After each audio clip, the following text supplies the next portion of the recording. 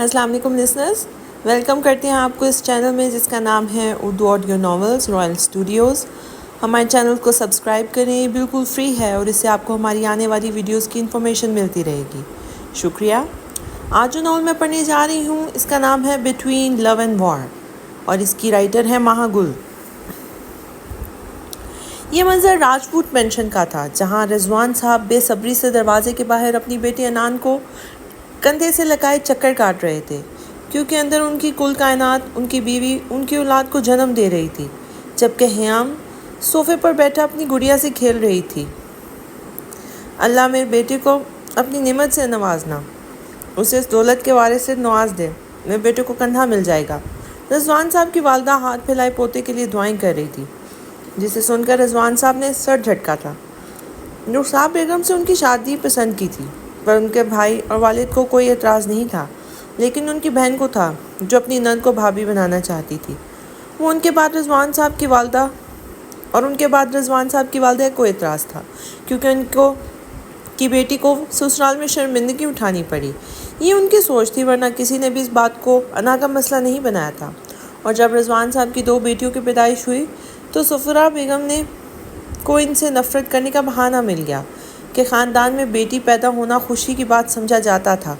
وہ رنگ سوچ کے مالک نہیں تھے، لیکن شاید رخسار ان کی پسند کی بہو نہیں تھی، اس لیے انہیں بیٹیوں کے تانے دیے جاتے تھے، اور زیادہ تانے تو اس لیے بات پہ دیے جانے لگے کہ جٹھانی کے ماشاءاللہ سے 4 بیٹے ہیں، کیونکہ وہ خاندانی ہیں، جس پر رخسار بیگم کو سب سے زیادہ بہت سی تلخ باتوں کا سامنا کرنا پڑتا تھا۔ لیکن شکر تھا کہ رضوان صاحب ان سے بے پناہ محبت کرتے تھے اور ہر مشکل میں ان کے ساتھ ہوتے تھے۔ ابھی بھی وہ اپنی بیگم کی خیریت کی دعائیں مانگ رہے تھے کہ اسی وقت دائی کمرے سے باہر آئیں۔ مبارک ہو، جڑواں بیٹیاں ہوئی ہیں۔ رضوان صاحب کی خوشی کا کوئی ٹھکانہ نہیں تھا۔ انہوں نے خوشی سے انان کو سینے میں بھینچ لیا تھا۔ میں اپنی بیوی اور بچیوں کو دیکھ سکتا ہوں؟ رضوان صاحب نے بے صبری سے کہا تھا۔ جی بیٹا، دیکھ لیں۔ وہ سائڈ پہ ہو گئی تو وہ جلدی سے اندر داخل ہوئے تھے۔ وہ اندر داخل ہوئے تو ان کی نظر روتی ہوئی رخسار بیگم پر گئی، تو وہ جلدی سے ان کے پاس پہنچے۔ کیا ہوا؟ درد ہو رہا ہے کیا؟ انہوں نے فکر مندی سے استفسار کیا تو وہ اور شدت سے رونے لگی۔ مجھے بتائیں رخسار، کیا مسئلہ ہے؟ آپ ڈرا رہی ہیں مجھے، انہوں نے بے بسی سے کہا تو رخسار نے بچیوں کی طرف اشارہ کیا تھا۔ رضوان، میں نے بہت دعائیں مانگی تھی کہ خدا مجھے بیٹا عطا کرے، بہت منتیں بھی مانگی تھی، لیکن کچھ نہیں ہوتا۔ بیٹیاں رحمت ہوتی ہیں اور اب کی رحمت کی ناشکری نہیں کرنی چاہیے۔ اتنے جوڑے تو اس رحمت کو بھی ترس رہے ہوتے ہیں، آپ کیسی باتیں کر رہی ہیں؟ رضوان صاحب نے انہیں ٹوکتے ہوئے کہا تھا۔ لیکن اماں جی اور باجی رضوانہ، وہ مجھ سے نفرت کریں گی، انہوں نے اپنی نام پلکیں اٹھا کر کہا تو رضوان صاحب ہولے سے مسکرا دیے تھے۔ جب میری یہی بیٹیاں بیٹوں سے بھر کے باپ کا نام روشن کریں گی تب فخر کریں گی وہ، لیکن آپ کو صبر کرنا ہوگا، اور محبت ہے نا آپ کے لیے؟ انہوں نے عقیدت سے ان کا ماتھا چومتے کہا تو وہ ہولے سے مسکرا دی تھی۔ لائیں دکھائیں مجھے میرے شیر بچے۔ رضوان صاحب نے اپنی بیٹیوں کی طرف اشارہ کیا تو رخسار بیگم نے اٹھ کر بچیاں ان کی گود میں پکڑائیں تو وہ حیران رہ گئے تھے۔ وہ جڑواں تھی لیکن ایک دوسرے سے بالکل نہیں ملتی تھی۔ ایک ٹکر کر انہیں دیکھ رہی تھی، اس کی آنکھیں ہنی کلر کی تھی، جبکہ دوسری کی آنکھیں بند کی ہوئی تھی۔ رضوان صاحب نے ایک کے کان میں اذان دی، تب ساتھ والی نے آنکھیں کھولی۔ اس کی آنکھیں گہرے نیلے رنگ کی تھی، جسے دیکھ کر سمندر کا سا گمان ہوتا تھا، لیکن وہ کافی ایٹیٹیوڈ والی لگی۔ جب اس نے رضوان صاحب کو دیکھ کر ایک نظر اپنے گرد گھمائی، پھر رخ پھیر کر آنکھیں بند کر کے دوبارہ سے سو گئی، جس بات پر رضوان صاحب کا کہکا بے ساختہ تھا۔ نیلے آنکھوں والی میری مائسا اور شہد آنکھوں والی کے لیے نبال ہے۔ انہوں نے جھک کر اپنی بیٹیوں کے ماتھے چومے اور رخسار بیگم کے حوالے کر دیا۔ بدبخت نے پھر بیٹی پیدا کر دی، اور ایک بھی نہیں 2۔ سغرا بیگم اپنی بیٹی کو فون پہ بتا رہی تھی۔ نہ جانے دوسری طرف کیا کہا گیا، انہوں نے ہنکارا بھرا تھا۔ اور تمہیں کیا لگتا ہے آپ سے بیٹے کی جائیداد میں ان ماں بیٹیوں کو ہڑپنے دوں گی؟ ہاں ٹھیک ہے، میں بعد میں فون کرتی ہوں۔ انہوں نے فون رکھا تو نظر حیام پر گئی جو اپنی گڑیا سے کھیلنے میں مصروف تھی، تو انہوں نے اپنا غصہ اتارنے کے لیے اسے رکھ کے ایک تھپڑ لگایا اوپر سے، جس سے وہ اندھے منہ گری تھی۔ دفع ہو جاؤ یہاں سے، بدبخت، تو ہی سب قدم لے کے پیدا ہوئی ہے، جس کی وجہ سے میرے بیٹے کو کوئی بیٹا دیکھنا نصیب نہیں ہوا۔ دفع ہو جائے یہاں سے۔ ہیام روتے سسکتے وہاں سے بھاگ اٹھی تھی تو انہوں نے غصے سے اپنا سر جھٹکا تھا۔ راجپوت مینشن کے سامنے ہی وہی وائٹ پیلس تھا جو رضوان صاحب کے بڑے بھائی رمضان صاحب کا تھا۔ رضوان صاحب روتے ہیام کو چپ کروا کر انان کو لیے وائٹ پیلس آئے تو انہیں سامنے ہی رمضان صاحب اور تسلیم بیگم بیٹھی نظر آئی۔ واہ، آج تو بڑے بڑے لوگ آئے ہیں۔ رمضان صاحب نے انہیں آتے دیکھا تو اٹھ کر ان کے پاس آئے، انان کو اپنی گود میں لیتے کہا تو رضوان صاحب مسکرا دیے، یہ لوگ خوشخبری بھی لائے ہیں۔ رضوان صاحب نے کرسی پر بیٹھتے کہا تو تسلیم بیگم نے چونک کر دیکھا تھا کیونکہ انہیں جہاں تک معلوم تھا رخسار کی ڈیلیوری میں 10 دن تھے۔ پھر کیسی خوشخبری؟ اللہ مبارک کرے بھائی، کیسی خوشخبری؟ تسلیم بیگم نے تجسس سے استفسار کیا تھا۔ بھابھی، وہ ماشاءاللہ سے جڑواں بیٹیاں ہوئی ہیں، انہوں نے ہچکچاتے ہوئے جواب دیا۔ انہیں کوئی شرمندگی نہیں تھی لیکن اپنی والدہ کے رد عمل کے بعد وہ تھوڑے مایوس ہو گئے تھے۔ یہ تو بہت خوشی کی بات ہے۔ رمضان صاحب اٹھ کے ان کے گلے لگے تو وہ ہلکے سے مسکرا دیے تھے۔ کیا ہوا رضوان، تم خوش نہیں ہو؟ انہوں نے اس کے بجھے چہرے کو دیکھ کر پوچھا تھا۔ میں کیوں خوش نہیں ہوں گا بھائی، میرا خون ہے وہ۔ لیکن امی نے بے بسی سے اپنا سر جھکا لیا۔ انہوں نے آج ہیام کو مارا بھی، اپنا غصہ میری معصوم بیٹی پر اتارا۔ انہوں نے سر جھکائے جواب دیا تو رمضان صاحب نے تعصب سے سر جھٹکا تھا۔ یہ چھوڑے بھائی، اپنے مجھے بتانا بھی گوارا نہیں کیا۔ کیا سوچ رہی ہوگی میری چھوٹی دیورانی کہ مجھے اس کے احساس تک نہیں؟ اور ماں جی کی ٹینشن نہ لیں، میں کسی بہانے انہیں ادھر لے آؤں گی یا پھر رخسار کو اپنے پاس لے آؤں گی، تسلیم بیگم نے کہا تو رمضان نے بھی ان کی بات سے اتفاق کیا تھا۔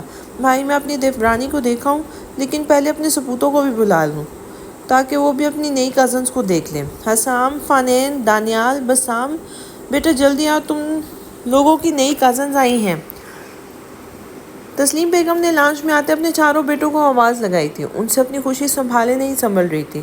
دل میں چپکے سے مانگی ہوئی دعا یوں قبول ہوگی انہیں یقین نہ تھا۔ وہ چاہتی تھی کہ ان کی معصوم سی دیورانی کی بیٹیاں ہی اس گھر میں آئیں جو بالکل اس کے جیسی معصوم اور پیاری اور محبت کرنے والی ہوں۔ یہ بات انہوں نے ویسے ہی کبھی سوچی تھی لیکن 2 بیٹیوں کے پیدائش پہ انہیں لگا ان کی دعا قبول ہو گئی ہے۔ جیسے ان کے بیٹے باہر آئے وہ انہیں لیے راجپوت مینشن پہنچ گئی۔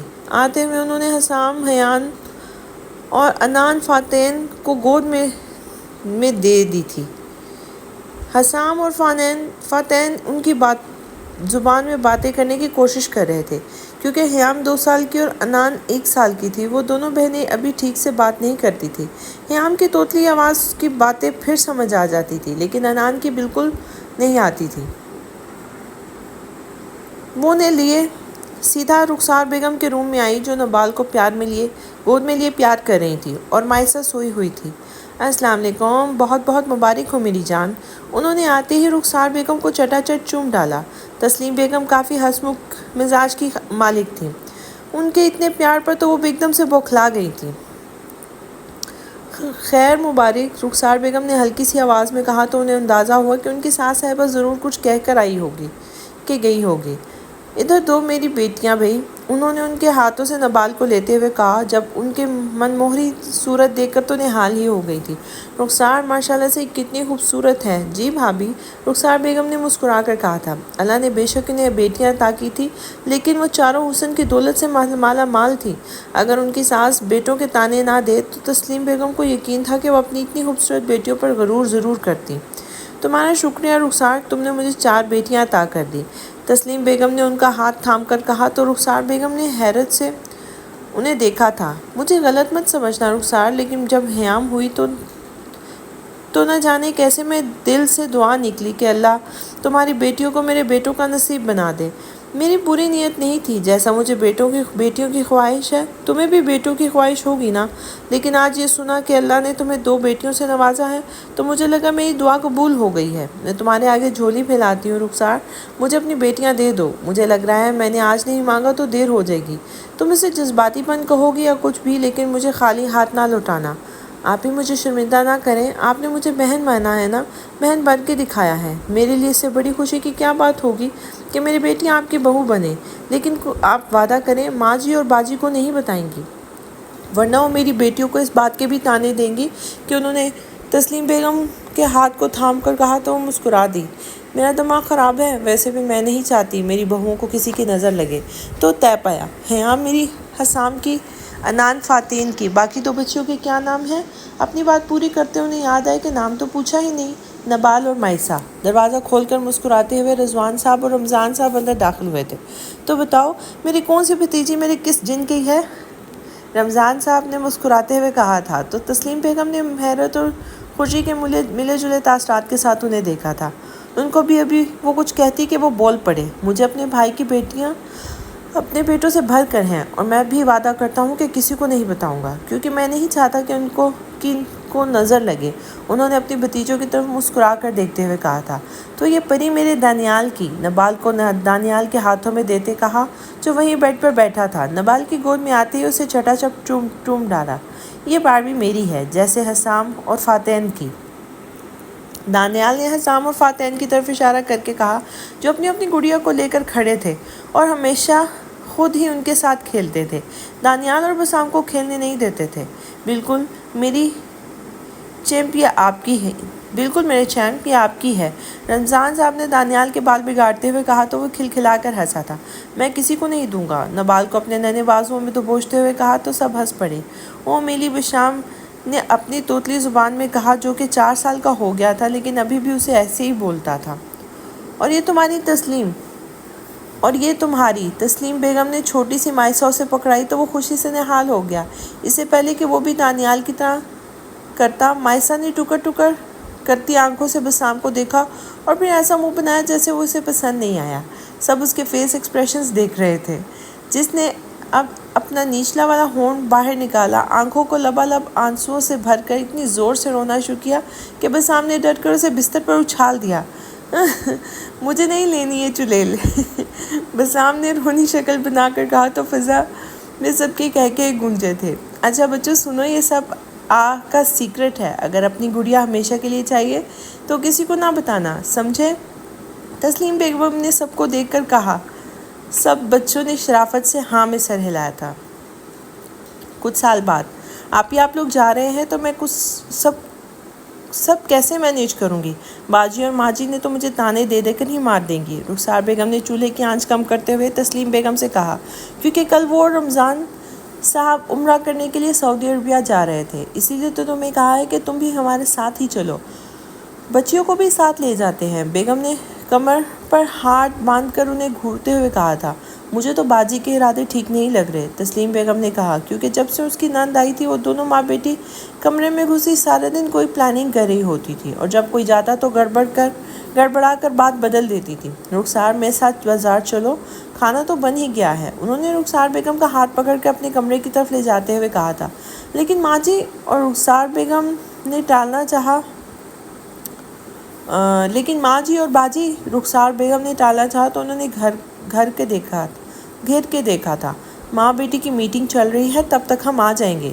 کمرے میں جا کر اپنی شال نکالی، ایک رخسار بیگم کو دی اور ایک خود لی، پھر انہیں لیے مارکیٹ آ گئی اور ڈھیر ساری شاپنگ کی۔ آپ یہ کیا کر رہی ہیں آپ؟ ایسے کپڑے انہوں نے پوچھنا چاہا لیکن وہ تسلیم بیگم ہی گیا جو ان کی سن لے۔ انہیں چپ رہنے کا اشارہ کر کے اپنی پسند سے ساری شاپنگ کروا کے واپسی کی راہ لی تھی۔ گاڑی جب وہ راجپوت مینشن اور وائٹ پیلس کے درمیان آ کے رکی، چاچا یہ سامان آپ راجپوت مینشن لے جائیں اور حیام بیٹی کے کمرے میں رکھ دیجیے گا، انہوں نے پانے خاندانی ملازم سے کہا جو ان کا وفادار تھا۔ اور تسلیم تم آج ادھر ہی رہنا، ماں جی یا باجی بلائے تو تب بھی نہ آنا، تسلیم بیگم نے رخسار کو کہا تھا، تو انہوں نے سر ہلا دیا اور سامان لے کے راجپوت مینشن میں داخل ہو گئی تھی۔ یہ کیا بکواس ہے؟ تم لوگوں نے ہمیں بتانا ضروری نہیں سمجھا؟ سغرا بیگم گھر میں نکاح کی تیاریاں دیکھ کے بھڑک اٹھی تھی۔ آگ تو صفیہ بیگم کو بھی لگی تھی لیکن وہ ابھی خاموش تھی۔ میں تو آپ کو سرپرائز دینا چاہتی تھی ماں جی، آپ کے پوتوں کے لیے خاندانی بیویاں لا رہی ہوں، تسلیم بیگم نے ان کے غصے کو کسی خاتے میں نہ لاتے ہوئے کہا تھا، جس پہ سغرا بیگم دانت پیس کے رہ گئی تھی۔ پہلے اس کی ماں نے میرے بیٹے کو ہتھیایا اور اب بیٹیاں، وہ ابھی اور بھی کچھ کہتی کہ رمضان صاحب بیچ میں بول پڑے تھے۔ کیسی باتیں کرتی ہیں اماں جی، پسند کی شادی ہے اور رخسار بھی کوئی عام گھر سے تو نہیں ہے نا، اپنے ماں باپ کی اتنی جائیداد کی اکلوتی وارث ہے، لیکن آپ نہ جانے کیسا خاندان چاہتی ہیں، پڑھی لکھی سلجھی ہوئی لڑکی ہے وہ، آپ کبھی ہم سے یا آپ سے اونچی آواز میں بات کی ہو، اور آپ بس ایک چھوٹی سی بات کو ایشو بنا کر بلا وجہ اپنی نفرت کا نشانہ بنا رہی ہیں۔ اور ویسے بھی زندگی موت کا کوئی بھروسہ نہیں، اسی لیے میں نے فیصلہ کیا ہے کہ آج نکاح ہو جائے۔ اور حسام سمجھدار ہے، باقی ہم نہ بھی رہیں تو اسے رشتوں کی سمجھ بوجھ ہوگی، وہ سنبھال لے گا۔ اب آپ جلدی سے تیار ہو جائیں، مینشن چلنا ہے۔ پھر رمضان صاحب اپنی بات کہہ کے تسلیم بیگم کا ہاتھ تھام کر اندر چلے گئے تھے۔ 15 سالہ حسام کی 7 سالہ حیام کو، 13 سالہ فاتین کو، 6 سال کی انان اور 11 سالہ دانیال کو، 5 سال کی نبال اور آخر میں 9 سالہ بسام کو 5 سالہ مائسہ کے نکاح میں دے دیا گیا۔ رمضان صاحب اور رضوان صاحب کی خوشی کا تو کوئی ٹھکانہ ہی نہیں تھا، جبکہ دو لوگوں کے سینوں پر سانپ لوٹ رہے تھے۔ ان کا بس نہیں چل رہا تھا کہ رخسار بیگم کو ان کی بیٹیوں سمیت زندہ جلا دے۔ یہ لو چاکلیٹ لٹل پرنسس۔ فاتح نے اپنی پاکٹ سے چاکلیٹ نکال کے انان کو دی تھی۔ پہلے تو وہ گھور کر فاتح کو دیکھتی رہی، پھر اس کے ہاتھ سے چاکلیٹ پکڑ کر دور اچھال دی تھی۔ انان نے آئی ہیٹ چاکلیٹ، انان نے منہ بنا کر جواب دیا تو تسلیم بیگم اور رمضان صاحب کا مشترکہ کہا گونجا، چلو بھئی، بہوؤں کے نخرے شروع ہو گئے۔ کوئی نہیں بیٹا، رخصتی ہونے تک عادت ہو جائے گی، انہوں نے فاتح کو اپنی گود میں بٹھا کر کہا، جو گھور کر انان کو دیکھ رہا تھا، جو بنا اس کی گھوڑیوں کا اثر لیے رخسار بیگم کی گود میں جا بیٹھی تھی۔ نہ بیٹے، بیویاں گھوڑیوں سے قابو نہیں آتی۔ وہ ابھی بھی فاتح کو تنگ کر رہے تھے، جو بیچارہ رونے کو ہو گیا تھا۔ اکڑ دیکھو، ان میں بیٹھے بٹھائے ماں کی طرح سب ہڑپ گئی اور نخرے پھر بھی ختم نہیں ہو رہے، سغرا بیگم نے نحوست سے کہا تھا تو سب کے چہروں کے رنگ ایک دم سے پھیکے پڑ گئے تھے۔ خبردار اماں جی، آپ نے میری بیٹیوں کو کچھ کہا؟ پہلے یہ رخسار اور رضوان کی بیٹیاں تھیں، لیکن آج سے میری ہیں۔ اور کیا ہڑپا ہے انہوں نے؟ ان کے باپ اور نانا کی جائیدادیں میرے شوہر بیٹوں سے کیا، اس پورے خاندان سے بھر کر ہیں، اور جتنی دولت ان کے نانا کی ہے نا، میرے میکے میں کسی کی نہیں ہے۔ آج کے بعد اپنی بچیوں کے بارے میں ایک لفظ نہیں سنوں گی، سمجھ آئی آپ سب کو؟ تسلیم بیگم ایک دم سے دھاڑی تو سغرا بیگم اور صفیہ بیگم تو گڑبڑا کر رہ گئی تھی، کیونکہ پہلے کبھی انہوں نے اونچی آواز میں بات تک نہیں کی تھی۔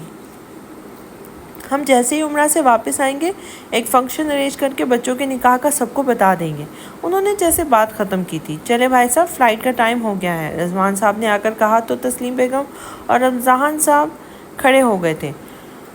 ماں جی، وہ آپ ہی کی پوتیاں ہیں، اور اب ان سے آپ کا رشتہ اور گہرا ہو گیا ہے، اسی رشتے کی خاطر ہی بچیوں سے پیار سے بات کر لیا کریں، رمضان صاحب نے سغرا بیگم کو گلے لگاتے ہوئے کہا تھا، جس پر وہ ہنکارہ بھر کے رہ گئی تھی۔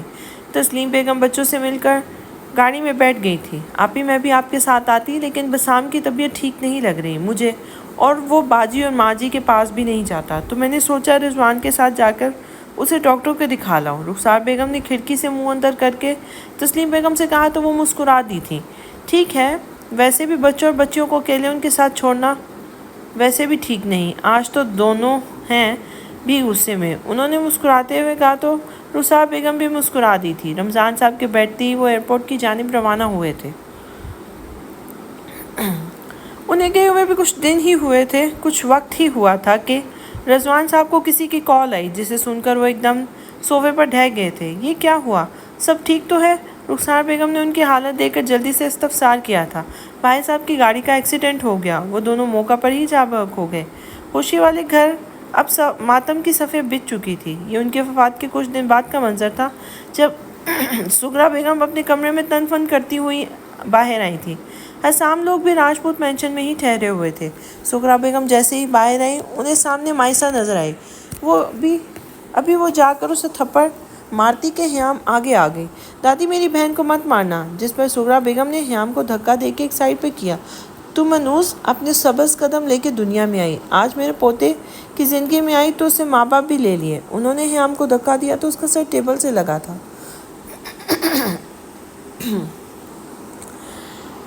رضوان صاحب اور رخسار بیگم اوپر والے پورشن میں بسام اور دانیال کو سلا رہے تھے، جن کا رو رو کے برا حال ہو گیا تھا۔ حسام سے وہ اس سے بھی زیادہ نفرت کرتی تھی، کیونکہ وہ دیکھنے میں رخسار بیگم کی ہی کاپی لگتی تھی۔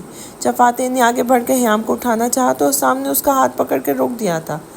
اتنے دنوں میں سغرا بیگم اور صفیہ بیگم نے ان کے خلاف اسے ان کے خلاف کرنے میں کوئی کسر نہیں چھوڑی تھی۔ یہ منظر حیام نے بھی اپنی نم ہوتی آنکھوں سے دیکھا تھا۔ وہ بچی تھی لیکن اتنی بھی نہیں کہ نکاح کا مطلب نہ سمجھتی ہو۔ جب فاتحین کا ہاتھ چھوڑ کر حسام ان کی طرف بڑھا تھا اور حیام کو نیچے سے اٹھا کر اس کے خون نکلتے زخم پر اپنی ہتھیلی رکھ دی تھی، جس پہ حیام کے منہ سے سسکی نکلی تھی۔ دادی، میرے ماں باپ کی موت ایسے ہی لکھی تھی۔ حیام کا اس میں کوئی قصور نہیں ہے۔ اگر آپ کو لگتا ہے تب بھی مجھے فرق نہیں پڑتا، کیونکہ میری ماں کو یہ بہنیں اپنے بیٹوں سے بھی زیادہ عزیز تھیں۔ یہ سبز قدم ہوں یا بدبخت ہوں، مجھے اور میرے بھائیوں کو دل و جان سے قبول ہیں۔ آپ چاہتی ہیں ہم ان کے ساتھ نہ رہیں تو میں بھی آپ کی بات مان کر پھپھو کے ساتھ بھی تو جا رہا ہوں اپنے بھائیوں کو لے کر۔ تو آپ بھی اپنی بیوی اور بہنوں سے دور رہیں۔ تو آپ بھی میری بیوی اور بہنوں سے دور رہیں۔ حسام نے تحمل سے اپنی بات کہہ کے فاتحین کو فرسٹ ایڈ باکس لانے کا کہا تھا۔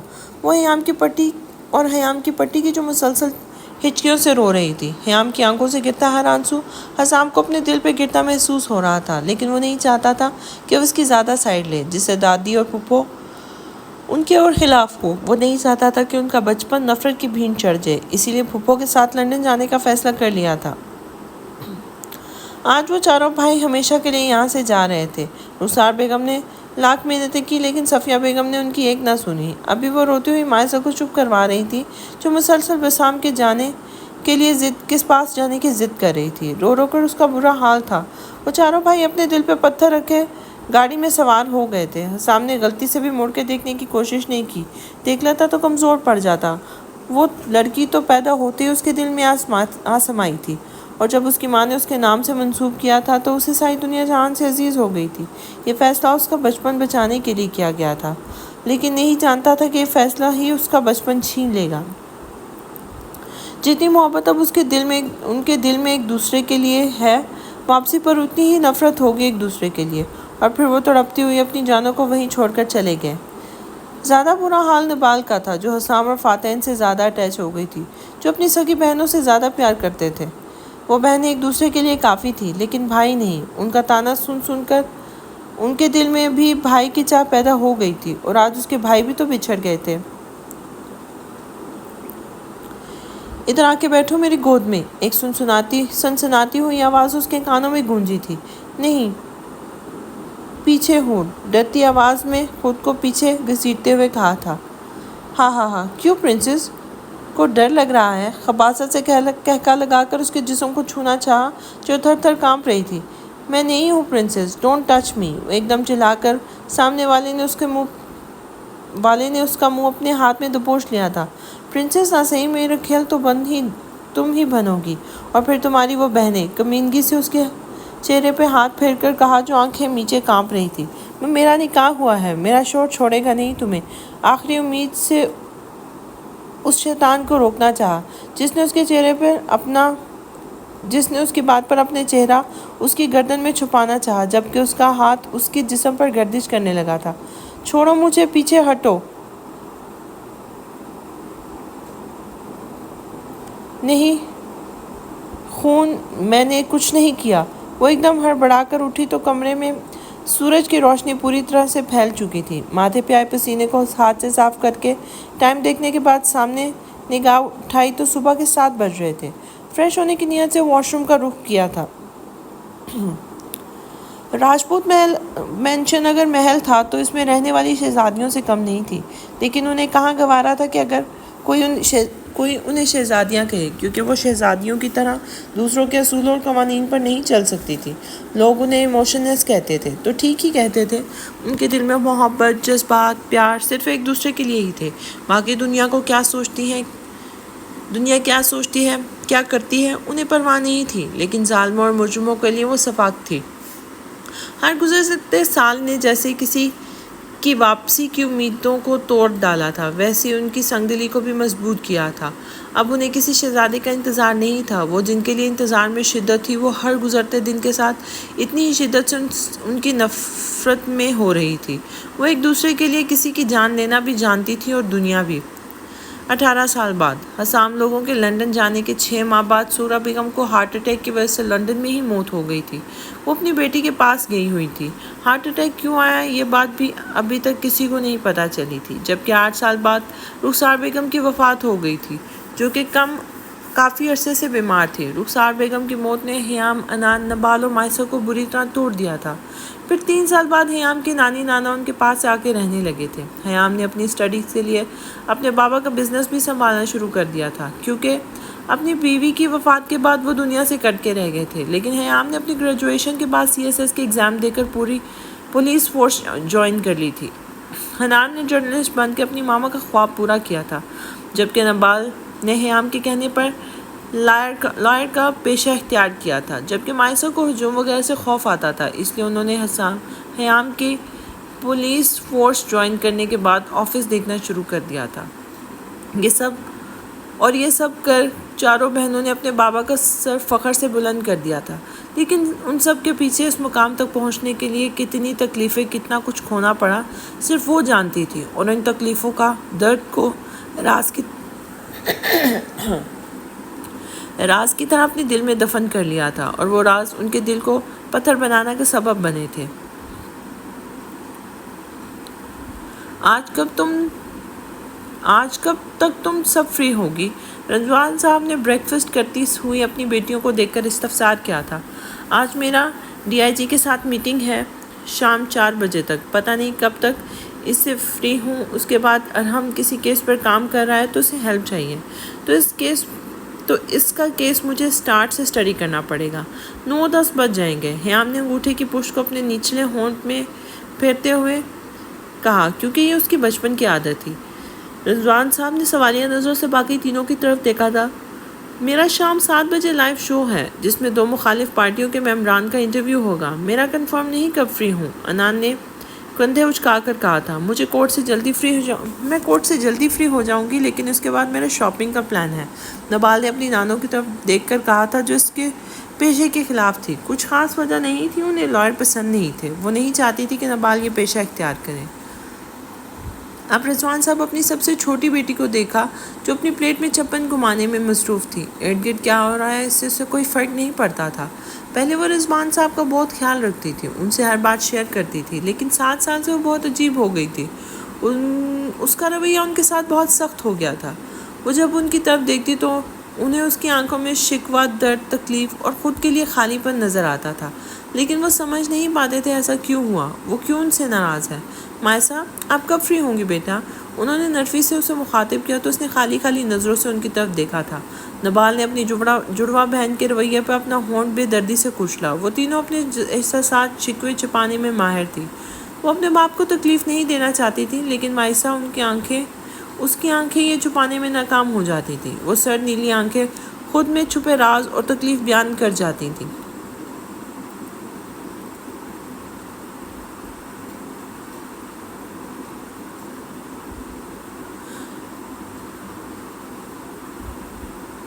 I love my daughter۔ نہیں، میں بیٹی ہوں ڈیئر ڈیڈ، اور مجھے نہیں پتا میں کب فری ہوں گی۔ کیا آپ کو ہم سے کچھ کہنا تھا یا کوئی کام تھا؟ اپنے لہجے کو حتی المکان نرم رکھتے سرد آنکھوں سے پوچھا تو وہ مسکرا دیے تھے۔ وہ مجھے آپ کو کچھ بتانا تھا، انہوں نے چاروں طرف دیکھ کر کہا، جبکہ اختر صاحب اور فردوس بیگم باپ بیٹیوں کی گفتگو سن رہے تھے اور جانتے تھے کہ ان کی بات پر ان کا کیا رد عمل ہوگا۔ جی ڈیڈ، کہیے۔ حنان کرسی کی پشت سے کمر لگا کر مکمل ان کی طرف متوجہ تھی۔ دراصل بیٹا بات یہ تھی کہ بیٹا وہ کشمکش میں تھے کہ اپنی بات کیسے ان تک کہیں۔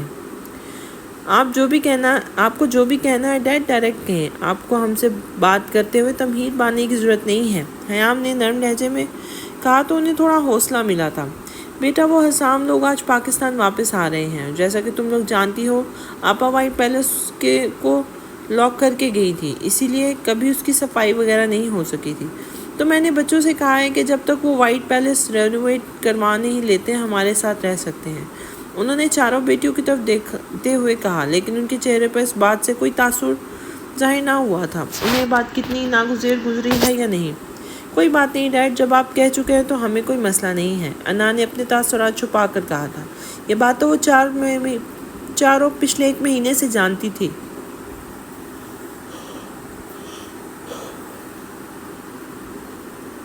وہ جو دنیا کی خبر رکھتی تھی تو اپنے سے جڑے رشتے سے کیسے بے خبر ہو سکتی تھی؟ کب تک پہنچیں گے وہ لوگ؟ نبال جانتی تو تھی لیکن اپنے بابا کا دل رکھنے کے لیے بات کو جاری رکھے ہوئے تھے۔ 6 بجے تک میں نے کہا تھا کہ میں لینے آ جاؤں گا، لیکن دانیال نے منع کر دیا۔ ابھی تو بس پہنچنے ہی والے ہوں گے، انہوں نے مسکرا کر کہا تھا، جبکہ دانیال کے نام پر نفرت کی ایک شدید لہر نبال کے وجود میں سرایت کر گئی تھی۔ ٹھیک ہے ڈیڈ، ہم چلتے ہیں، آ کر ان سے سب سے مل بھی لیں گے۔ نبال نے چیئر سے اٹھتے ہوئے کہا تو ان کی تقلید میں وہ تینوں بھی اپنی جگہ سے اٹھی تھیں۔ حیام نے اپنی پینٹ شرٹ پر لانگ کوٹ چیئر سے اٹھا کر پہنا تھا، جبکہ نبال نے اپنا ہیلمٹ ٹیبل سے اٹھا کر بازو کے درمیان رکھا اور باہر کی طرف قدم بڑھائے تھے۔ حیام، انان اور مائسہ اپنی اپنی کارز میں بیٹھی اور نبال نے ہیلمٹ پہن کے بائک سٹارٹ کی۔ ان سب کو دیکھ کر چوکیدار نے دروازہ وا کیا تھا۔ حیام اور نبال پہلے نکلی۔ ابھی وہ گیٹ پار کرتی کہ سامنے 2 گاڑیاں آ کر رکی تھیں۔ دل کی دھڑکنیں ایک دم سے سست ہوئیں، لیکن سر جھٹک کر حیام نے گاڑی آگے بڑھائی تھی، جسے دیکھ کر سامنے گاڑی میں موجود ڈرائیور نے ہڑبڑا کر اپنی گاڑی پیچھے کی تھی۔ حیام اور نبال زن سے اپنی گاڑیاں لے کر نکلی تھی، جبکہ ان کے پیچھے مائسہ اور اس کے ساتھ انان اپنی دائیں طرف کو نکلی۔ ان کے نکلتے ہی دونوں گاڑیاں اندر آئی تھیں۔ رضوان صاحب نے گھڑی کی طرف دیکھا تو رات کے 10 بج چکے تھے۔ ان چاروں میں سے کوئی ایک بھی ابھی تک گھر نہیں آئی تھی، اور پھر اٹھ کر روم سے باہر آ گئے تھے، جہاں لاؤنج میں وہ سب بیٹھے ہوئے تھے۔ شام کو صفیہ بیگم نے اپنے 2 بیٹیوں اور 1 بیٹے کے ساتھ آ کر سرپرائز دیا تھا۔ رضوان صاحب کو فکر تھی اب ان کی بیٹیاں کیا ری ایکشن دیں گی، جبکہ اختر صاحب اور فردوس بیگم کھانا لگا کر روم میں چلے گئے تھے۔ صفیہ بیگم کا کہنا تھا کہ وہ رات کا کھانا اپنے بھتیجوں کے ساتھ ہی کھائیں گی، اس لیے وہ سب بیٹھے اب ان کا انتظار کر رہے تھے۔ ابھی رضوان صاحب باہر آ کر انہیں کھانا کھانے کا کہتے کہ پورچ میں گاڑیاں رکنے کی آوازیں آئی تھیں، تو ایک دم ان کے چہروں پر مسکراہٹ رینگ گئی تھی، جبکہ فاتحین اور دانیال جو اپنے موبائل میں مصروف تھے ایک دم سے سیدھے ہو کے بیٹھے تھے، جبکہ اسلام اور بسام نے پیچھے مڑ کر دروازے کی جانب دیکھا تھا، جہاں سب سے پہلے انان داخل ہوئی تھی۔ السلام علیکم ایوری ون، موبائل پر کچھ ٹائپ کرتے ہوئے بنا سر اٹھائے سب کو مشترکہ سلام کر کے سینیاں پڑھانگتی ہوئی اپنے کمرے میں چلی گئی تھی، جبکہ صفیہ بیگم نے طنزیہ نظروں سے فاتحین کو دیکھا تھا۔ بیٹا، میں تو کہنا تو نہیں چاہتی، میرا خون ہے وہ چاروں، لیکن فطرت ان میں اپنی ماں والی ہے۔ ماں نے بھی اپنا منگیتر چھوڑ کے میرے بھائی کو پیچھے لگا لیا، اور بیٹیوں کا بھی یہ رویہ ایسا ہی ہے تم لوگوں سے۔ فاتحین کے کانوں میں صفیہ بیگم کا جملہ گونجا جب اس نے کچھ سال پہلے انان کو برتھ ڈے وش کرنے کے لیے فون کیا تھا۔ اس نے فاتحین کی آواز سن کر فون رکھ دیا تھا۔ ابھی وہ انہی خیالوں میں گم تھا جب حیام اور نبال لاؤنج میں داخل ہوتی سب پر طائے رہنا نگاہ ڈالی تھی۔ السلام علیکم بابا، نبال نے مسکرا کر رضوان صاحب سے کہا تو انہوں نے اشارے سے مہمان کو سلام کرنے کا کہا تھا۔ بابا، میں فریش ہو کے آتی ہوں۔ ان کے اشاروں کو اگنور کر کے وہ اپنے روم کی طرف قدم بڑھائے تھے، جبکہ حیام بنا سلام کے پہلے ہی اوپر جا چکی تھی۔ ان کی نظر سامنے سے آتی مائسہ پر پڑی تو انہیں اس پر شدید غصہ آیا۔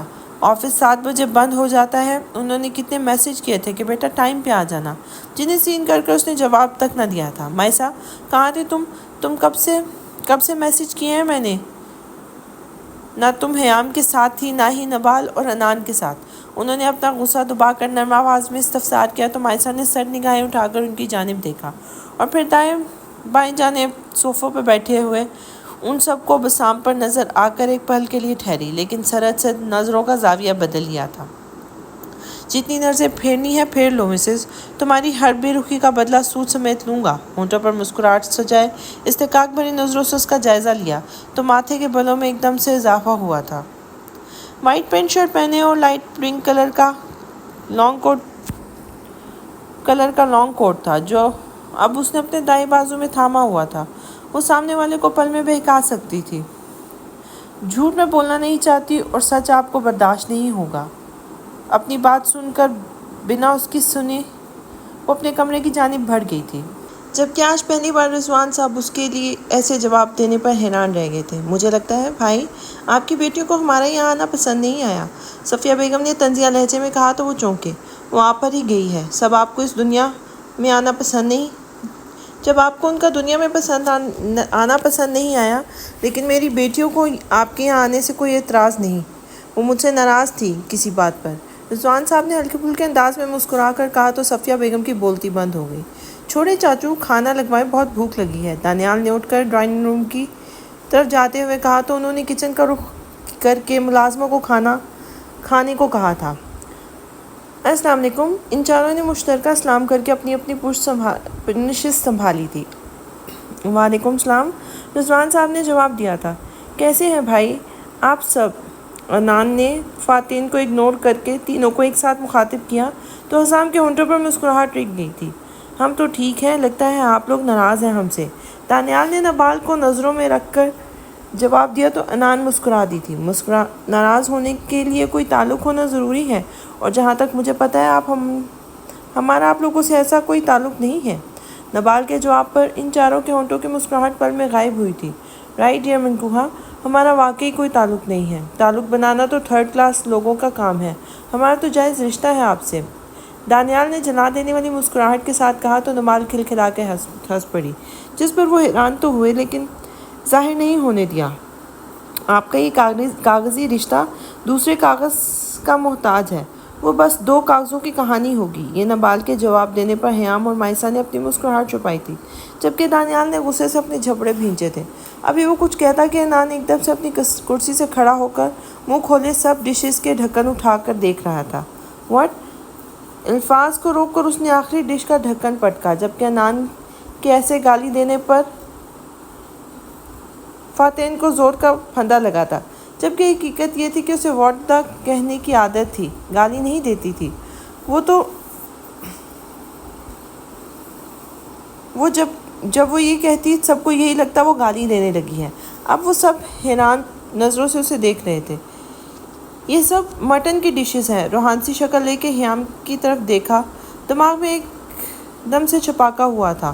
نظر بے سختہ اپنے سامنے بیٹھے چاروں وجودوں پر گئی تھی، وہ جو اپنی سحر انگیز شخصیت کے ساتھ کہیں پہ بھی چھا جاتی تھی۔ میں نے آرڈر کر دیا ہے تمہارے لیے، بس آنے والا ہوگا۔ حیام کے کہنے پر عنان سنجیدہ چہرہ لیے بیٹھ گئی تھی۔ میں نے نہیں تھا، یک نہیں تھا نا یہ ندیدہ دوست، مجھے نہیں کھانا۔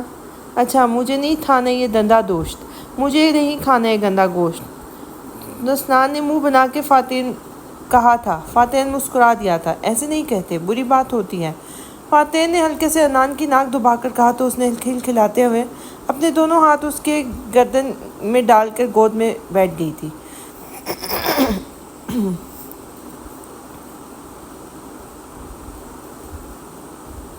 میں نہیں کہتی نا، پھر ملے تو چاکلیٹ دے دو، مجھے یہ نہیں کھانا تھا نا۔ میں نہیں کہتی نا، پھر مجھے چاکلیٹ دے دو گے، مجھے یہ نہیں کھانا۔ اپنے نازک چھوٹے ہاتھوں میں فاتن کا چہرہ بھر کر کہا تو اس نے دونوں ہاتھوں کو تھام کر اپنے ہونٹوں سے لگایا تھا۔ لیکن میری نان تو بہت اچھی ہے، اور پتہ ہے یہ آپ کا فیورٹ ہے، اس میٹ سے آپ کا فاسٹر سٹرونگ ہوگا۔ اپنے فا کے لیے نہیں کھاؤ گی؟ فاتن نے رونی شکل بنا کر اسے کہا تھا۔ مجھے بھی سٹرونگ ہونا ہے نا فا جیسا، مجھے بھی سٹرونگ ہونا ہے نا فا جیسا۔ ایان نے جھٹ سے پلیٹ اٹھاتے ہوئے کہا تو فاتن کا خوبصورت قہقہا گونجا تھا۔ تم بچوں نے جاگنا ہے تو جاگو، میں سونے جا رہا ہوں۔ رضوان کی آواز پر عنان ہوش میں آئی تھی۔ جواب اپنے روم کی طرف جا رہے تھے۔ ہائی ایوری ون، اس آواز پر حیام لوگوں نے نظریں اٹھا کے دیکھا تو 2 لڑکیاں اور 1 لڑکا آ کر ان کے ساتھ والی چیئرز پہ بیٹھے تھے۔ وہ جانتی تو تھی وہ ان کے پھپھو کے بچے ہیں، لیکن انجان بنی رہی۔ آپ لوگ کون؟ مائسہ نے حیرت سے بھرپور لہجے میں کہا تو صفیہ بیگم نے خون خوار نظروں سے اسے دیکھا تھا، لیکن لہجے میں مٹھاس گھول کر بولی، تم لوگوں کے کزنز ہیں، تم لوگ کو تو کبھی توفیق نہیں ہوئی کہ کبھی بات ہی کر لیتے، لیکن میرے بچوں کو سب رشتوں کا پتہ ہے۔ نہیں پھپھو، بات وہ نہیں، جہاں تک مجھے یاد ہے آپ کو بیٹیاں پیدا ہونے پر اعتراض تو تھا نا، اس لیے میں نے سوچا شاید، مائسہ نے سنجیدہ چہرے سے کہا تو صفیہ بیگم کا غصے کی وجہ سے چہرہ لال ہو گیا تھا، جبکہ بسام نے بغور مائسہ کی طرف دیکھا تھا۔ کیا ابھی تک بچپن کی باتوں کو تم بھلا نہیں سکی؟ جب باتیں بھلانا آسان نہیں تو کیا ہمارے رشتے بھلانا آسان ہے، جسے تم نے سرے سے ہی نظر انداز کر رہی ہو؟ مائسہ کو دیکھتے ہوئے دل میں اسے مخاطب کیا، لیکن وہ کھانا چھوڑ کر سیڑھیاں پھلانگتی ہوئی اپنے کمرے میں چلی گئی تھی۔ اس کے پیچھے نبال دانیال کے ایکس رے کرتی نظروں سے بچنے کے لیے اٹھ کے چلی گئی تھی۔ ڈائننگ ٹیبل پر بس صفیہ بیگم اور اس کے بچے کھانا کھانے میں مصروف تھے، جبکہ عنان موبائل میں مصروف اپنے آرڈر کا ویٹ کر رہی تھی اور حیام ان سب کے اٹھنے کا، تاکہ ملازمہ سے کہہ کے سب یہاں سے اٹھوا سکے۔ ارم بھائی گھر آ گئے ہیں، میں ان کے ساتھ کھانا کھانے جا رہی ہوں، عنان نے چیئر سے اٹھتے ہوئے کہا تو حیام نے سر ہلایا تھا، جبکہ فاتین نے چونک کر دیکھا تھا۔ وہ کیوں کسی غیر مرد کے ساتھ کھانا کھانے جا رہی ہے، وہ بھی رات کے اس پہر؟ ابھی وہ کچھ کہتا کہ عنان وہاں سے چلی گئی تو وہ بھی اس کے پیچھے چلا گیا۔ کون ہے یہ ارم جس کے پاس آدھی رات کو منہ اٹھا کر چلی گئی ہے؟ حضرت علی رضی اللہ عنہ نے فرمایا، دنیا میں 1000 رشتے بناؤ، لیکن ایک رشتہ ایسا ضرور بناؤ جب وہ 1000 آپ کے خلاف ہوں تو وہ ایک آپ کے ساتھ ہو۔ تو اس دنیا میں ارحم انصاری میرے لیے وہی ایک رشتہ ہے۔ 1000 کیا ساری دنیا بھی میرے خلاف ہو تب بھی وہ میرے ساتھ ہی کھڑا ہوگا۔ اتنا تعارف کافی ہے پھوپھو۔ حیام نے اپنی بات ختم کر کے سوالیہ نظروں سے ان کی طرف دیکھا۔ وہ اپنی نشست سے اٹھ کھڑی ہوئی، ملازمہ کو آواز دے کر ٹیبل صاف کرنے کہا اور اپنے روم میں چلی گئی۔ کہاں جا رہی ہو تم عنان؟ جو گیٹ کراس کرنے لگی تھی، فاتح نے بازو سے پکڑ کے اپنی جانب کھینچا تو وہ اس کے سینے سے آ لگی تھی۔ دونوں کے دل کی دھڑکنیں ایک پل کو منتشر ہوئی تھیں۔ اگلے ہی پل عنان نے اسے دھکا دے کے خود سے دور کیا تھا۔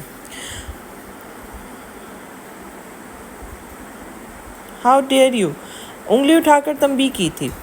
فاتح نے ضبط سے مٹھیاں بھینچ لی۔ وہ کافی کول مائنڈڈ بندہ تھا، لیکن بہت کم ہی کسی بات پہ غصہ کیا کرتا تھا یا کرتا ہی نہیں تھا۔ لیکن جب سے وہ آیا تھا اس کی اگنورنس برداشت کر رہا تھا، مانا اس نے کبھی بات نہیں ہوئی تھی ایک دوسرے سے، کیونکہ پھپھو کا کہنا تھا ماموں کو یہ سب پسند نہیں ہے اور وہ چاہتے ہیں کہ پہلے ان کی سٹڈیز کمپلیٹ ہو جائے، ورنہ بچیوں کا دھیان نہیں لگے گا۔ وہ جانتا تھا کہ اگر وہ اسے بات کرنے لگ گیا تو خود کے جذبات کو قابو کرنا مشکل ہو جائے گا، اس لیے رابطہ نہیں کیا۔ لیکن ہر عید پر اس کے برتھ ڈے پر ہر موقع پر فاتح نے رابطہ کرنے کی کوشش کی تھی۔ اگر وہ کبھی جواب دیتی بھی تو پھپھو کے ذریعے کہ اسے فاتح یا اس کے کسی بھی بھائی سے بات کرنے میں دلچسپی نہیں ہے۔ وہ اس کی ناراضگی سمجھ کے ہنس دیتا تھا اور کتنی بار پاکستان آنے کی کوشش کی، لیکن ہر بار کچھ ایسا ہو جاتا کہ ان میں سے کوئی بھی آ نہیں پاتا تھا۔ ان سب کے دوران اپنے دل کو کیسے سمجھایا اور اپنے موڈز اور جذبات پر کیسے قابو پایا، یہ بس وہی جانتا تھا۔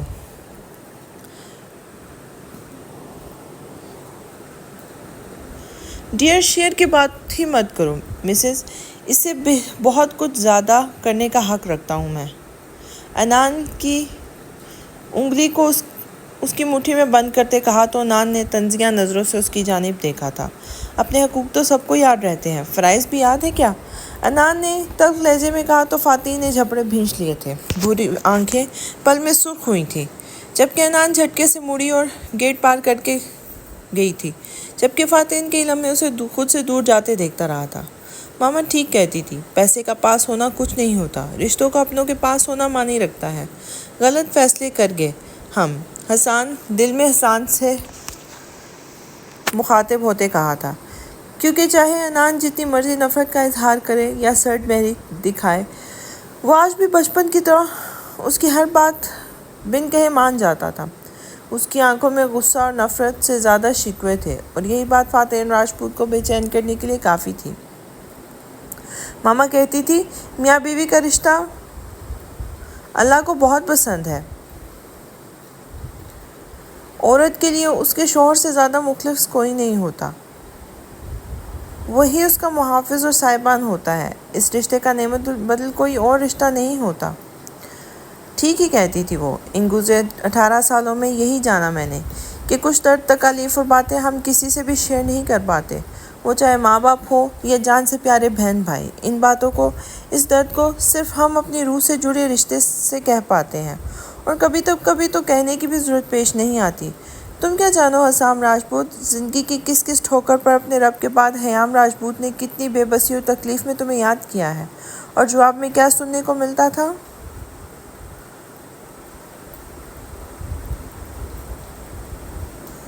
اور آج تم کتنے حق سے میرے سامنے آ کے بیٹھ گئے ہو، جیسے میرے ہاتھ اس امید کی ڈور تھما کر جیسے میرے ہاتھ اس امید کی ڈور تھما کر گئے تھے کہ تم صرف میرے رہو گے اور واپس لوٹ آؤ گے۔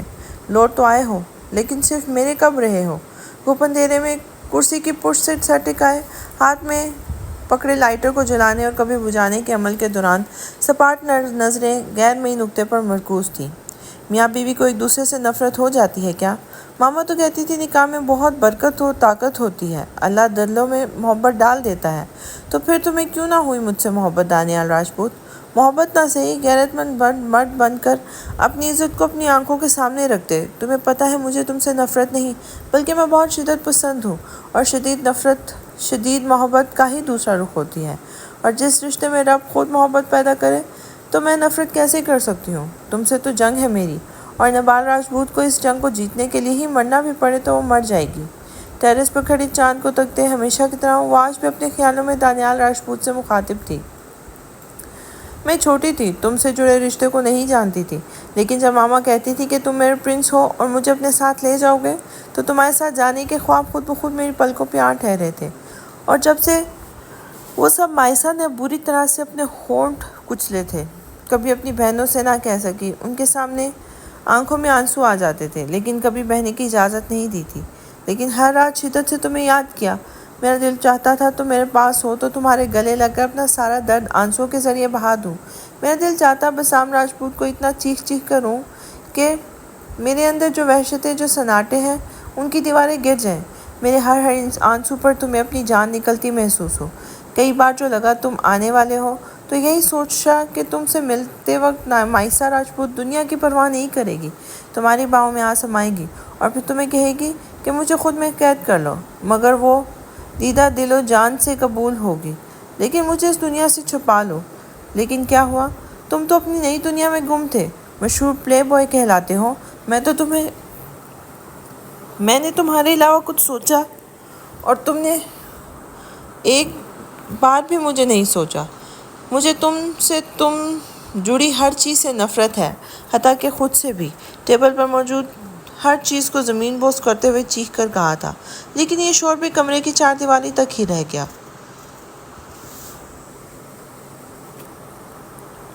کیا فائدہ آپ کی اتنی محنت کا؟ اتنے سال لگا دیے، لیکن وہ یہاں آتے ہی مجنوں بن گئے۔ ان کو دیکھتے ہی ثنا نے نفرت بھرے لہجے میں ان کے سب کے جانے کے بعد صفیہ بیگم سے کہا جو خود غصے سے بھری بیٹھی تھی۔ ہاں ماں، دیکھا آپ نے کیسے وہ بسام محبت بھری نظروں سے مائسا کو تک رہا تھا، جیسے اس کے علاوہ کوئی ہے ہی نہیں۔ یہاں فرا نے بھی آگ لگائی تو صفیہ بیگم نے چمچ پٹک کر پلیٹ میں رکھا تھا۔ کتنی اکڑ دکھا رہی تھی اور وہ، لیکن فاتح صاحب کیسے دم دبا کے بھاگے۔ اس انان کو چپ کرو تم، بھاگے اس انان کے پیچھے۔ چپ کرو تم تینوں، صفیہ بیگم نے اپنے بیٹے فہد کی بات کاٹتے ہوئے کہا تو وہ تینوں چپ کر گئے۔ پہلی بار آمنے سامنے آئے ہیں نا، تو اسی لیے روایتی مردوں کی طرح محبت جاگ رہی ہے۔ پرورش تو میری ہی ہے، اگر پرورش بھی کام نہ آئی تو اتنے سالوں کی نفرت جو بوئی ہے اپنی باتوں سے، بس اس شعلے کو بھڑکانے کی دیر ہے۔ جس سے ناراضگی سمجھ ہیں وہ ایک دوسرے کو جان سے مارنے کے در پر نہ آئے تو میرا نام بھی صفیہ نہیں۔ اپنے لفظوں میں زہر بھر کر کہا تو ان کے تینوں بچے بھی اس بات پہ مسکرا دیے تھے۔ ایک دم سے کوئی دروازہ کھول کر داخل ہوا تو حیام نے آنکھیں کھول کر اندھیرے میں آنے والے کو دیکھنا چاہا، جو اب اپنے ہاتھ سے ٹٹول کر لائٹس آن کر رہا تھا۔ ایک دم سے سارا کمرہ روشنی میں نہا گیا تو حیام نے آنکھیں زور سے میچ لیں۔ وہ کب چیئر پر سر رکھے سو گئی، پتہ نہیں چلا، اور ایک دم سے اتنی لائٹس آن ہونے پر آنکھوں میں ایک دم سے چبھن ہوئی تھی۔ دروازہ بند ہونے کی آواز پر حیام نے آنکھیں کھول کر دیکھا، سامنے دیکھا تو حسام دروازے سے ٹیک لگائے مخمور نظروں سے اسے ہی دیکھنے لگا تھا۔ یہ کیا بدتمیزی ہے، ساری عمر باہر گزار آئے لیکن ابھی تک اتنے مینرز نہیں آئے کہ کسی کے کمرے میں دستک دیے بغیر نہیں جاتے۔ حیام اپنی جگہ سے اٹھتے ہوئے بدتمیزی سے کہا تو حسام نے اپنی بٹیاں بھیج کر غصہ ضبط کرنا چاہا۔ روم چھوڑو، میں تو چینجنگ روم میں بھی وداؤٹ پرمیشن آنے کا حق رکھتا ہوں۔ میکوزونلیٹ، حسام نے گھمیر آواز میں کہا تو حیام نے سخت نظروں سے اسے گھورا تھا۔ شاید وہ سمجھ رہا تھا اسے اسپینش نہیں آتی، لیکن وہ نہیں جانتی تھی کہ بزنس کی وجہ سے کئی ممالک میں جا چکی ہے تو اسے کافی زبانیں آتی ہیں۔ ایسے ہوس کے مارے دل کی جانے کتنے دھڑکنیں ہوں گی، مجھے ان میں شمار کرنا نہ ہی کرو تو بہتر ہے۔ حسام کو لگا کسی نے پگھلتا ہوا سیسا اس کے کانوں میں انڈیل دیا ہو۔ سیاہ آنکھیں پل میں سرخ ہوئی تھی، لمبے لمبے ڈگ بھرتا وہ پل میں حیام کے روبرو کھڑا ہوا جو سنجیدہ نظروں سے اسے ہی دیکھ رہی تھی۔ دونوں ہاتھ میں حیام کے بازو دبوچ کر خود کے قریب کیا، جو کہ ابھی بھی سنجیدہ نظریں لیے اسے ہی دیکھ رہی تھی۔ آج میں نے سن لیا اور برداشت بھی کر لیا مسز، آئندہ یہ غلطی کبھی نہ کرنا، کیونکہ محبت اور کردار دونوں پر حسام راجپوت کوئی بات برداشت نہیں کر سکتا۔ سر لہجے میں حیام کی آنکھوں میں آنکھیں ڈال کے کہا تو وہ ہنوز سنجیدہ چہرہ لیے اسے دیکھ رہی تھی، جیسے کہنا چاہ رہی ہو جو مرضی کہو مجھے فرق نہیں پڑتا، لیکن اپنے ہاتھ میں نازک خوشبوؤں بھرا وجود حسام راجپوت کو اپنے اعصابوں پر چھاتا ہوا محسوس ہو رہا تھا۔ بازوؤں سے سرکتے ہوئے ہاتھ کمر پر آئے اور کمر پر گرفت مضبوط کر گئے، رہا سا فاصلہ بھی ختم کر دیا۔ حسام نے استحقاق بھری نظروں سے حیام کے چہرے کو نقوش دل میں قید کیا تھا۔ تم کیا جانو مسز، تمہارے لیے حسام راجپوت کتنا تڑپا ہے، گمبھیر آواز میں نظروں کے رستے حیام کو دل میں اتارتے ہوئے کہا تو اس نے تلخی سے مسکرا کر حسام کو دیکھا اور اپنے دونوں ہاتھ اس کے کندھے پہ رکھ دیے تھے۔ حسام کے دل نے ایک بیٹ مس کی تھی اور حیام کو شدت سے خود میں بھیج لیا تھا۔ سوچتا تھا جب تمہیں ملوں گا تو کیا بات کروں گا، کہاں سے شروع کروں گا، لیکن جب تم سامنے آئی تو لگا تو میں صدیوں سے تم سے باتیں کرتا آیا ہوں، کوئی تمہید باندھنے کی ضرورت ہی پیش نہیں آئی۔ سامنے موجود وجود میرا تھا، میری ملکیت، میری ہر آتی جاتی سانس کی گواہی تھا۔ نہ کوئی جھجک محسوس ہوئی، بس محسوس ہوئی تو محبت، اپنا پن، یہ احساس محسوس ہوا کہ تم تو ازل سے میری تھی۔ اپنی گمبھیر آواز میں سرگوشی کرتا وہ حیام کے دل کی دھڑکنیں منتشر کر گیا تھا، لیکن ماضی ایک دم سے نظروں کے سامنے لہرایا تو حیام نے سختی سے ہونٹ بھینچ لیے اور نظریں اٹھا کر دیکھا تو آنکھوں میں جذبات کا ٹھاٹھے مارتا سمندر لیے وہ اسے ہی دیکھ رہا تھا۔ تمہیں سب کرنے کی ضرورت نہیں ہے حیام۔ حیام کی بات پر حسام نے حیران نظروں سے اسے دیکھا تھا۔ میں نے کبھی کسی کا حق نہیں مارا تو تمہارا کیسے حق رکھ سکتی ہوں؟ اگر یہ سب اپنے حق لینے کے لیے کر رہے ہو تو لے لو، لیکن اس کے بعد مجھے اپنی شکل کبھی مت دکھانا۔ حیام کی بات پر حسام نے بے یقینی سے اس کی طرف دیکھا تھا، آنکھوں میں اپنے لیے بے اتنائی اور نفرت دیکھ کر اسے اپنا دم گھٹا ہوا محسوس ہوا تھا۔ کہنے کو جیسے کوئی الفاظ بچے ہی نہیں تھے۔ ایک دم سے حیام کو خود سے دور دھکا دیا، بے یقینی کی جگہ غصے نے لے لی تھی۔ خون خوار نظروں میں آگ ہی سی تپش لیے حیام کو دیکھا۔ حیام ایسے دیکھنے پر ایک سرد لہر اپنے وجود میں سرائیت کرتی محسوس ہوئی تھی، لیکن سر جھٹک کر اس کی آنکھوں میں اپنی آنکھیں گاڑی۔ بہت شوق ہے نا حق دینے کا، تو تیار رہنا مسز حسام راجپوت، بہت جلد اپنا حق تم سے وصول کروں گا، اور شکل تو ساری زندگی تمہیں یہی دیکھنی پڑے گی۔ تمہارے نام پر تو میری چھاپ ہے ہی، لیکن تمہارے وجود پر بھی اتنی گہری چھاپ چھوڑوں گا کہ جب بھی چہرہ دیکھو گی تو میرا ہی عکس پاؤ گی۔ تبھی دبی آواز میں گرا کر کہا اور لمبے لمبے ڈگ بھرتا وہاں سے چلا گیا، لیکن حیام ابھی بھی بند دروازے کو دیکھ رہی تھی۔ اٹھی نہیں تمہاری بہن، اس کی اولاد؟ فردوس بیگم نے سخت لہجے میں پوچھا تو رضوان صاحب گڑبڑا گئے تھے۔ نہیں، دراصل بچوں اور باجی کو شاید لیٹ اٹھنے کی عادت ہے۔ نبیہہ فردوس بیگم نے ہنکارا بھرا تھا۔ وہ جانتی تھی کیسے اس عورت اور اس کے معصوم لاڈو پلی بیٹی کی زندگی عذاب کر رکھی تھی، وہ کیسے ان کی نواسیوں کے شوہروں کو ان سے دور لے گئی تھی۔ بے شک وہ تب چھوٹے تھے، لیکن وہ ان کا مقصد جانتی تھی۔ اب ان کی یہی کوشش تھی کہ جب تک وہ اس گھر میں ہیں ان کا سامنا کم ہی ہو۔ مائسہ بیٹا، آج حسام اور بسام آپ کے ساتھ آفس جائیں گے، ان کی کمپنی کی ساری ڈیٹیلز آپ انہیں سمجھا دیجیے گا۔ رضوان صاحب نے مائسہ کو مخاطب کر کے کہا تو اس نے سر ہلانے پر اکتفا کیا تھا۔ بسام نے بغور جائزہ کے چہرے کی طرف دیکھا۔ وہ کل بھی سنجیدہ تھے، لیکن آج سنجیدگی میں اضافہ ہو گیا تھا۔ صرف مائسہ ہی نہیں، باقی تینوں بھی کل کی نسبت زیادہ سنجیدہ تھیں۔ اور فاتن بیٹا، آپ کا ہاسپٹل کے بارے میں کیا ارادہ ہے؟ جی چاچو، الحمدللہ سارا کام تو مکمل ہے، بس آج کل کچھ ڈاکٹرز کے انٹرویوز ہیں اور آج جا کر میں سب کچھ چیک کر لوں گا۔ تھینک یو سو مچ چاچو، آپ نے ہاسپٹل بنانے میں اتنی ہیلپ کی، ورنہ میرا اسٹڈی اور ہاؤس جاب کے بعد آنا کافی مشکل تھا۔ حسام اور بسام نے اپنے بابا کا بزنس سنبھالا، جبکہ فاتن کو ڈاکٹر بننے کا شوق تھا اور دانیال کو لائر۔ اس لیے جب فاتن نے میڈیکل کی اسٹڈی سٹارٹ کی تو رضوان نے اس کے لیے یہاں ہاسپٹل بنوانا شروع کر دیا۔ یہ صرف انہوں نے اپنے بھائی کے بیٹے کے لیے کروایا تھا، نہ کہ اپنا داماد سمجھ کے، کیونکہ وہ اپنی بیٹیوں پر کوئی دباؤ نہیں ڈالنا چاہتے تھے۔ ڈیڈ، آج میں ارم کے ساتھ جانے والی ہوں، لیٹ ہو جاؤں گی، ویٹ مت کیجیے گا۔ میں چینج کر رہا ہوں، خیام نے اٹھتے ہوئے کہا تو رضوان صاحب نے سر ہلا کر اسے اجازت دی تھی۔ خیام اپنے کمرے کا رخ کیا تھا۔ آج وہ بریک فاسٹ کے لیے لیٹ ہو گئی تھی، اسی لیے ریڈی نہیں ہو سکی تھی۔ اسے پتا تھا جب تک وہ چاروں ناشتہ ان کے ساتھ صبح ناشتہ نہ کرتی تو رضوان نے کچھ بھی نہیں کھانا تھا، اور کھانے کے بعد ان کی میڈیسن لینا ضروری تھا۔ اسی لیے خیام نے پہلے ناشتہ کرنے کا سوچا تھا۔ تم کہاں جا رہے ہو لڑکے؟ حسام کو اپنی جگہ سے اٹھتے ہوئے دیکھ کر فردوس بیگم نے سخت لہجے میں کہا تھا، خیام سے بات کرنا ہے مجھے۔ بنا ان کی طرف دیکھے لمبے لمبے ڈگ بھرتا حسام خیام کے روم کی طرف بڑھا تھا۔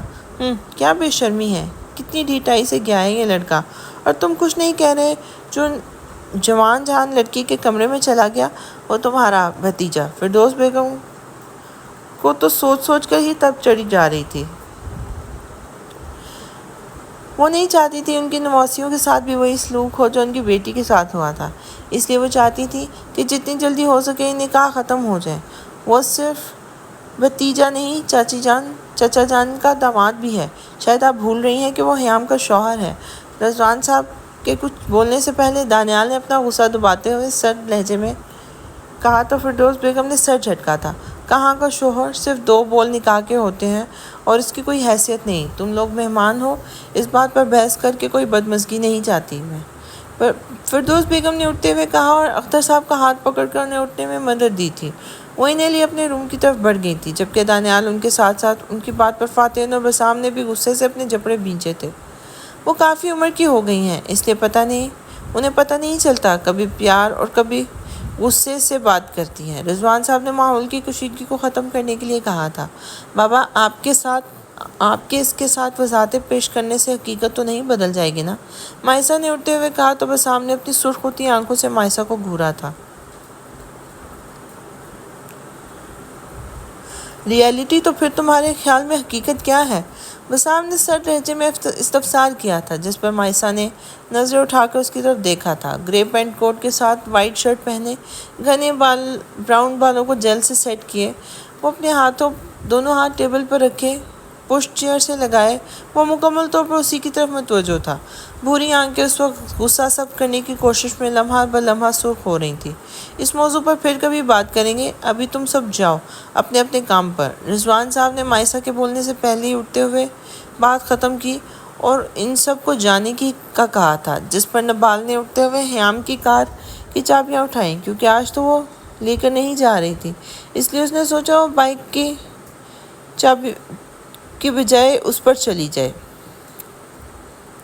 میں تو سونے جا رہی ہوں بھائی، آج شام میں ہے شو میرا، انان نے اٹھتے ہوئے کہا اور سیڑھیوں کی جانب بڑھ گئی تھی۔ انان کے جاتے ہی فاتن بھی وہاں سے اٹھ گیا تھا اور اپنے قدم باہر کی طرف بڑھائے تھے، جس کی خاطر بے مقصد وہ کب سے وہاں بیٹھا تھا۔ جب وہی نہیں تھی تو کیا فائدہ تھا ان سب کا میلو ڈرامہ دیکھنے کا؟ اسے پتا تھا وہ ناراض ہے، انہیں پیار محبت سے منائیں گے تو وہ مان جائیں گے، لیکن اس کے جلاد بھائی جو دنیا کو نوک پر رکھتے تھے، انہیں منانا ہی کب آتا تھا؟ اسی لیے وہ ناراضگی یا غصے میں کچھ بھی کہتی تو وہ اس سے 2 ہاتھ آگے چلے جاتے۔ فاتن نے سوچ کر سر جھٹکا اور کار میں اپنا بیگ رکھا اور غیر ارادی نظر اوپر اٹھائی تو انان ٹیرس پہ کھڑی فون پر کسی سے باتیں کرنے میں مصروف نظر آئی تھی، ہنستے ہوئے۔ شاید اس کی آنکھوں میں پانی آیا تھا جو اس نے اپنی آنکھوں سے صاف کیا تھا۔ انان کو مسکراتے ہوئے دیکھ کے فاتن کو اپنی روح تک سکون محسوس ہوا تھا، لیکن یہ صرف وقتی تھا۔ کیا فون پر کوئی لڑکا موجود ہوگا؟ وہ جو کار سے ٹیک لگائے اسے دیکھنے میں مصروف تھا، دماغ میں آنے والی سوچ پر ایک دم سے سیدھا ہوا تھا۔ لڑکی بھی تو ہو سکتی ہے، اپنے خیال کی نفی کی، لیکن چاچو نے تو بتایا تھا کہ وہ دوست نہیں بناتی، اور دوست میں تو لڑکیاں ہی ہوتی ہیں نا۔ الجھن بھری نظروں سے انان کو دیکھتے دیکھا جو ابھی بھی مسکراتے ہوئے بات کرنے میں مصروف تھی۔ کبھی ہوا کے دوش پر چہرے پہ آنے جانے والی زلفوں کو اپنے کان کے پیچھے اڑاستی۔ کتنا دلکش منظر تھا، لیکن یہ اس کی سوچ کے آنے سے پہلے اگر لڑکا دوست ہوا تو چلو دوست ہوا، لیکن کوئی دوست صبح صبح فون کر کے گپے ہانکتا ہے۔ ایک دم غصے کی شدید لہر وجود میں سرایت کر گئی تھی۔ کار کا دروازہ زور سے بند کر کے وہ اپنے قدم مینشن کے اندر بڑھائے، تن فن کرتا ہوا باہر آنے والے دانیال سے ٹکرایا، جو نوال کے جانے کا ویٹ کر رہا تھا کہ وہ جائے اور پھر اس کے پیچھے وہ نکلے۔ کیا ہوا بھائی، یہ لال بھبوکا بن کر کہاں جا رہے ہو؟ آگے جاتے فاتحین کا بازو تھام کر کہا تو وہ فاتحین جھٹکے سے مڑا تھا۔ اگر تم نہیں چاہتے دانیال کہ میں تمہارے دانت توڑ کر ہاتھ میں دے دوں، وہ نبال کو تمہیں ریجیکٹ کرنے کا ایک اور موقع مل جائے گا، تو شرافت سے یہاں سے دفع ہو جاؤ۔ فاتحین غصے سے دھاڑا تو دانیال نے ہونٹوں تلے لب دبا کر اس کا بازو چھوڑ دیا تھا، تو وہ سیڑھیاں پھلانگتا ہوا پلمینان کے کمرے میں جا پہنچا، جبکہ اس کے جانے کے بعد نبال والی بات پر دانیال کے تاثرات بدلے تھے۔ اس کے پاس مجھے ریجیکٹ کرنے کے لاکھ ریزنز ہو اور ایکسیپٹ کرنے کا ایک بھی نہ ہو، تب بھی اسے آنا تو دانیال راجپوت کے پاس ہی ہے۔ حسام روم میں آیا تو اسے وہ یہ نہیں دکھی، شاید وہ کہیں نہیں دکھی، شاید چینجنگ روم میں ہو۔ حیام کے اس کے باہر آنے کا انتظار کرتے ہوئے سائڈ ٹیبل پر پڑے صوفے پہ براجمان ہو گیا۔ حیام جو اپنے دھیان میں یونیفارم پہن کر باہر آئی تھی اور بنا کسی طرف دیکھے مرر کے سامنے جا کے کھڑی ہو گئی تھی، جبکہ حسام اسے پولیس یونیفارم میں دیکھ کر محبوط ہو گیا اور فخر بھی محسوس ہوا، جبکہ حیام سنجیدہ نظروں سے آئینے میں اپنا عکس دیکھ رہی تھی۔ چہرے سے ہوتے نظریں اپنے پیٹ پہ گئیں، اپنا ہاتھ پیٹ پہ رکھ کے بری طرح اپنا نیچے والا لب کچلا۔ حسام جو بغور اسے دیکھ رہا تھا اٹھ کر دبے قدموں اس کے پیچھے آ کے کھڑا ہو گیا تھا۔ اسے حسام اس وقت کھوئی سی محسوس ہوئی تھی، جو حسام کا پیچھے کھڑے ہونا محسوس نہیں کر پائی تھی۔ حیام نے اپنی شرٹ کو پکڑا اور اوپر کرنا چاہا، جب حسام نے پیچھے سے اسے اپنے حصار میں لیتے ہوئے شرٹ اوپر اٹھاتے ہاتھ پر اپنا ہاتھ رکھ کر اپنے دونوں ہاتھ حیام کے پیٹ پہ باندھ لیے تھے، جبکہ حیام کو اپنا وجود اس وقت ساکت محسوس ہوا تھا۔